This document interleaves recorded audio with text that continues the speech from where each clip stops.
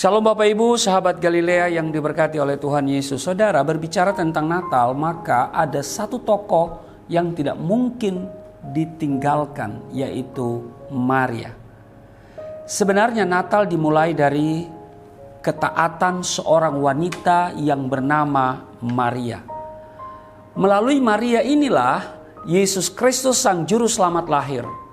Dan setiap orang yang percaya kepadanya, Alkitab mengatakan memperoleh keselamatan yang kekal. Saudara, Maria artinya si putih. Putih lambang kesucian. Tentu ketika orang tuanya memilih dan memberi nama si putih pada wanita yang kemudian menjadi ibu Sang Mesias itu, mereka merindukan, mereka mengharapkan, bahkan berdoa supaya Maria kelak menjadi manusia yang putih, bersih atau suci. Dan akhirnya benar, Maria menjadi wanita yang dipilih Allah untuk melahirkan Sang Juru Selamat di dunia. Hal itu dimateraikan oleh kunjungan malaikat Gabriel kepada Maria dalam bacaan, kalau kita lihat di Lukas pasal 1 ayat 26 sampai dengan ayatnya yang ke-38.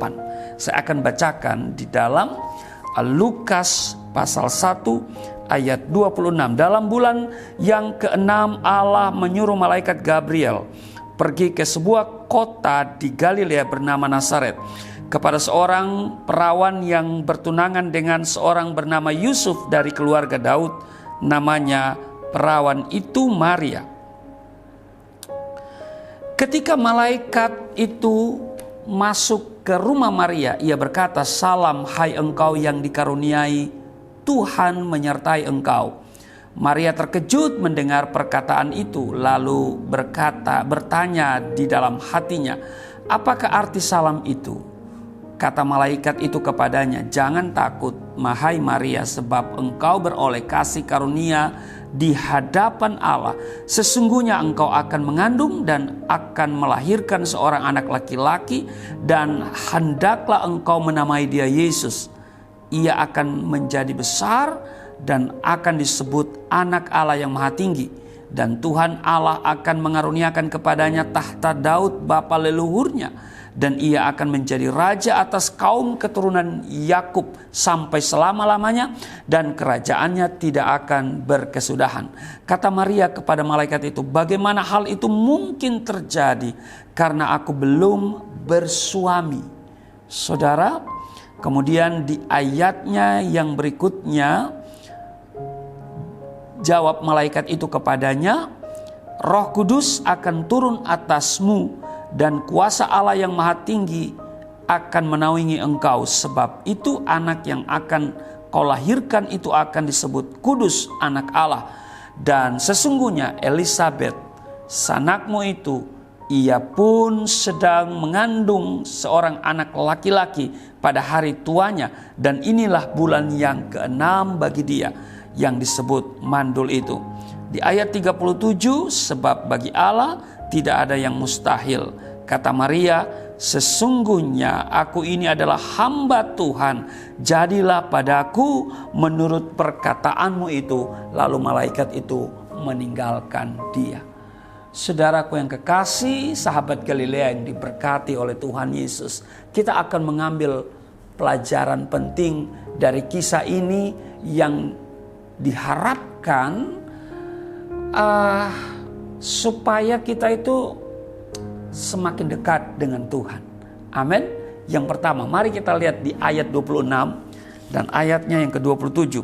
Dalam bulan yang ke-6 Allah menyuruh malaikat Gabriel pergi ke sebuah kota di Galilea bernama Nazaret kepada seorang perawan yang bertunangan dengan seorang bernama Yusuf dari keluarga Daud. Nama perawan itu Maria. Saudara, yang pertama yang perlu kita pelajari, Maria dikunjungi malaikat. Ini menarik Bapak Ibu. Kunjungan malaikat kepada Maria karena diutus Allah. Amin.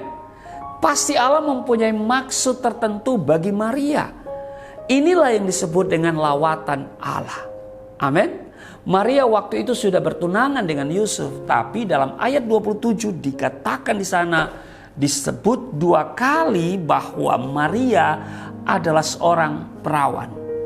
Berarti Maria hidup kudus. Saudara, pelajaran yang menarik adalah Tuhan memberi lawatan kepada orang yang hidup kudus seperti Maria. Amin. Yang kedua, saudara, di ayatnya yang ke-28 dikatakan begini. Ketika malaikat itu masuk ke rumah Maria, ia berkata, "Salam hai engkau yang dikaruniai, Tuhan menyertai engkau." Bapak Ibu, yang kedua, Maria menerima salam dari malaikat. Malaikat Tuhan melawat Maria sampai masuk ke rumahnya. Rumah Maria ini mendapat mendapat tamu dari surga. Amin. Tamu dari surga. Malaikat memberikan salam kepada Maria, yang berarti Maria mendapat karunia dari Tuhan. Tuhan menyertai Maria. Amin. Penyertaan Tuhan merupakan hal yang penting dalam kehidupan ini. Benar? Ini hal kedua, saudara. Bahwa penyertaan Tuhan merupakan hal yang penting dalam menjalani kehidupan ini. Amin. Jadi saudara, yang pertama, pelajaran pertama adalah Maria dikunjungi malaikat. Yang kedua, Maria menerima salam dari malaikat, yang berarti Maria mendapat kunjungan dari surga. Dan sebagai sebuah tanda yang begitu jelas bahwa Tuhan menyertai seorang Maria. Kita pun, saudara, pingin disertai Tuhan dalam menjalani kehidupan di sisa tahun 2020 ini. Dan ketika Tuhan kehendaki melangkah di tahun yang baru nanti, di 2021. Yang ketiga, Maria bertanya kepada malaikat di ayat yang ke-29. Maria terkejut mendengar perkataan itu, lalu bertanya di dalam hatinya, apakah arti salam itu? Bapak Ibu Saudaraku yang kekasih, Maria terkejut. Perhatikan, Maria terkejut. Tetapi ia tidak lari meninggalkan rumahnya. Amin. Saudara, Maria yang hidup kudus saja masih terkejut ketika menerima lawatan Allah. Dalam keterkejutan itu, Maria mencari tahu apa maksud dari salam dan kunjungan malaikat tersebut. Tentu dalam hatinya bertanya, apa kehendak Tuhan bagi hidup saya? Saudara, mengerti kehendak Tuhan juga merupakan hal yang sangat penting bagi kehidupan kita. Amin. Jadi saudara, seperti Maria, dia bertanya, apa kehendak Tuhan dalam hidup saya? Harusnya setiap kita juga bertanya seperti itu. Bahwa kita ada bukan karena kebetulan, tetapi kita ada karena Tuhan punya maksud yang jelas dalam hidup kita. Amin. Yang keempat, di ayatnya yang ke-30 dan 30 sampai 33 dikatakan begini. Kata malaikat itu kepadanya, "Jangan takut hai Maria, sebab engkau beroleh kasih karunia di hadapan Allah. Sesungguhnya engkau akan mengandung dan akan melahirkan seorang anak laki-laki, dan hendaklah engkau menamai dia Yesus. Ia akan menjadi besar dan akan disebut anak Allah yang Maha Tinggi, dan Tuhan Allah akan mengaruniakan kepadanya tahta Daud, bapa leluhurnya," ayat 33, "dan ia akan menjadi raja atas kaum keturunan Yakub sampai selama-lamanya, dan kerajaannya tidak akan berkesudahan." Yang keempat adalah Maria mendapat jawaban dari malaikat setelah dia bertanya dalam hatinya, apa kehendak Tuhan bagi hidup saya? Saudaraku yang kekasih, malaikat Tuhan menjelaskan bahwa Maria mendapat kasih karunia dari Tuhan. Oleh karena itu ia tidak perlu takut. Kasih karunia yang diberikan Tuhan itu adalah suatu kepercayaan untuk mengandung. kandungan itu harus dilahirkan, bukan digugurkan, bukan diaborsi. Karena Tuhan mempunyai maksud tertentu bagi setiap bayi yang akan dilahirkan. Bapak Ibu, bayi yang akan dilahirkan oleh Maria sudah diberitahukan jenis kelaminnya, yaitu laki-laki, dan harus diberi nama Yesus, bukan yang lain. Yesus artinya Allah itu juru selamat. Amin. Berarti Yesus itulah yang dapat menyelesaikan seluruh urusan dosa dan dapat menyelamatkan manusia dari dosa dan kehancuran. Amin. Yesus juga disebut Raja Damai, kalau saudara baca di dalam Yesaya 9 ayat 5. Dan kerajaannya kekal disebutkan di sana. Maka orang yang percaya pada Yesus memperoleh kedamaian yang kekal. Amin. Yang kelima, ayat 34 sampai dengan ayatnya yang ke-37 dikatakan begini. Kata Maria kepada malaikat itu, "Bagaimana hal itu mungkin terjadi karena aku belum bersuami?" Jawab malaikat itu kepadanya, "Roh Kudus akan turun atasmu dan kuasa Allah yang maha tinggi akan menaungi engkau. Sebab itu anak yang akan kau lahirkan itu akan disebut kudus, anak Allah. Dan sesungguhnya Elisabet sanakmu itu, ia pun sedang mengandung seorang anak laki-laki pada hari tuanya. Dan inilah bulan yang ke-6 bagi dia, yang disebut mandul itu." Di ayat 37 perhatikan, ini sangat menarik. Dikatakan, sebab bagi Allah tidak ada yang mustahil. Amin. Bagi Allah tidak ada yang mustahil, saudara. Jadi meskipun malaikat sudah memberi jawaban atas pertanyaan Maria, tetapi Maria ingin lebih jelas lagi mengenai kelahiran Sang Juru Selamat tersebut. Sebab Maria belum bersuami.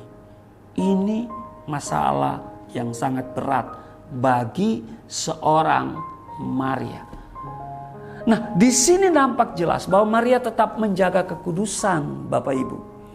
Malaikat menjelaskan kembali bahwa kandungannya itu berasal dari Roh Kudus. Yang jelas bagi Allah tidak ada yang mustahil.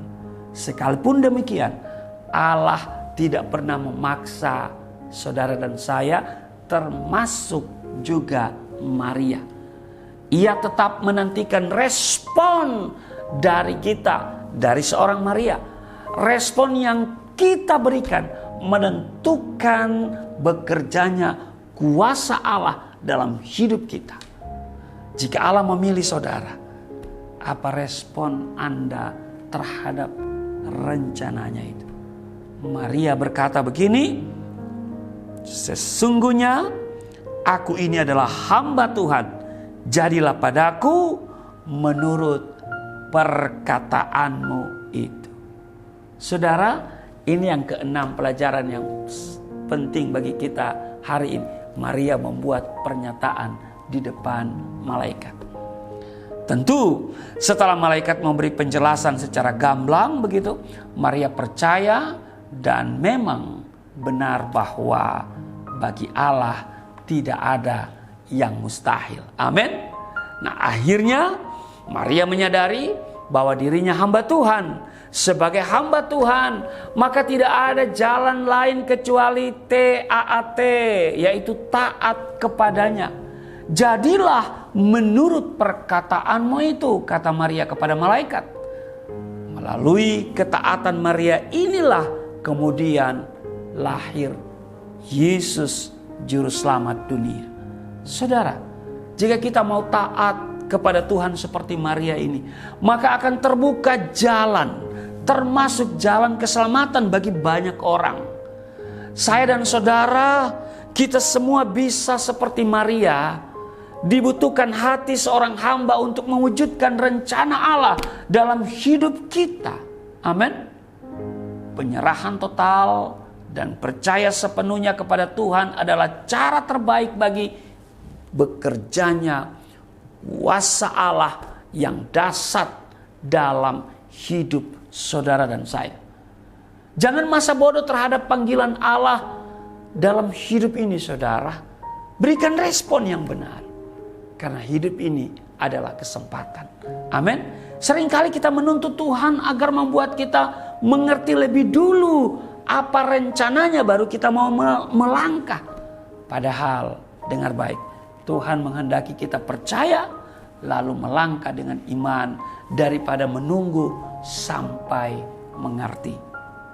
Maria berkata, sesungguhnya aku adalah hamba Tuhan, jadilah padaku menurut perkataanmu itu. Ketaatan seorang Maria adalah hal yang sangat luar biasa, membuat kita saat ini bisa menerima keselamatan yang daripada Tuhan. Saya tidak bisa membayangkan kalau Maria tidak tulus atau tidak mau menerima kenyataan itu dan menggugurkan, apa jadinya saudara? Tetapi puji Tuhan, kita bersyukur Maria taat pada apa yang dikehendaki oleh Tuhan. Biarlah kita menjadi anak-anak kerajaan Allah yang taat kepadanya. Amin. Tuhan Yesus memberkati. Mari kita berdoa. Terima kasih Tuhan, jadikan kami sebagai anak-anak yang taat di dalam kerajaan-Mu, supaya kuasa Tuhan bekerja secara luar biasa dalam hidup kami. Dan ketika kami taat, kami akan melihat tidak ada perkara yang mustahil. Di dalam nama Tuhan Yesus, haleluya, amin.